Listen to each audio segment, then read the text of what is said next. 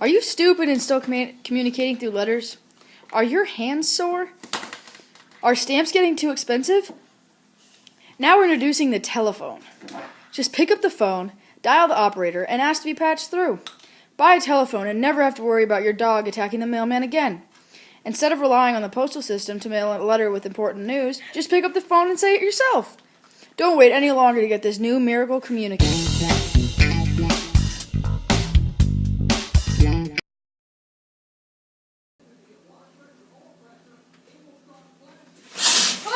Do you ever wonder why toilet paper still comes in individual rectangles? No. You don't have to. The Scout Paper Company has come up with a toilet paper roll. Now, depending on the size of your load, you can determine the length of toilet paper. You can even pick between 1-ply and 2-ply. So stop by the store and pick up your toilet paper rolls today. This isn't enough. I'm here in New York talking to the residents about the insurrection in the Philippines. From what I've heard, there are two opinions on the perception of it. Some believe that America colonizing the Philippines is a logical expansion of manifest destiny.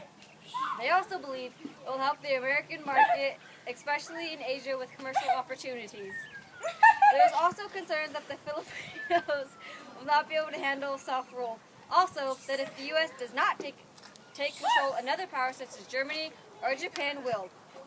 On the opposite hand, others are worried that the annexing the Philippines is morally wrong of the United States, and also that the annexation will eventually have a role in American government. Thanks, Robin. Now to you, Sandy Rivers, with military concerns. Tired of how long it takes to button up stuff? Well, now you don't have to worry about those 18th century crap buttons. Instead of buttons, you can just use a zipper. With all the different types of zippers, you'll have a zipper for your every need. Never worry about re-sewing on your buttons again. What are you still doing watching this commercial? Go to the store right now. As you can see behind me, the grounds are littered with dead bodies. The smell here is revolting. Most are Filipino soldiers, with some Americans here and there. The death rate for America is fairly low, around 4,200. As the exact figure is unknown, the Filipino death rate is far larger. Manuel Arellano states that 1 million Filipinos were killed. San Juan Jr. alleges that 1.4 million Filipinos died during the war, and he accuses the United States of genocide. John Gates states that approximately 34,000 soldiers lost their life and 200,000 civilians died as a result of the war. The civilian death rate is so high because towards the end of the war, a cholera epidemic broke out in the towns. The Filipinos are being led by one Emilio Aguinaldo.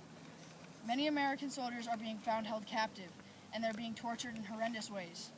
According to the Army General Otis, Americans have been buried alive and buried up to their necks in anthills. One man was found buried up to his neck with a sugar trail leading to him through the forest, and his mouth was held open with a stick, and a handful of sugar was thrown into it. Millions of ants then devoured his body. One of the most disturbing accounts of torture stated that American prisoners would have their genitals cut off. The amputated pieces would then be shoved in the prisoner's mouth, and the prisoner would either bleed or die to death. This is Patrice reporting from the fields of the Philippines.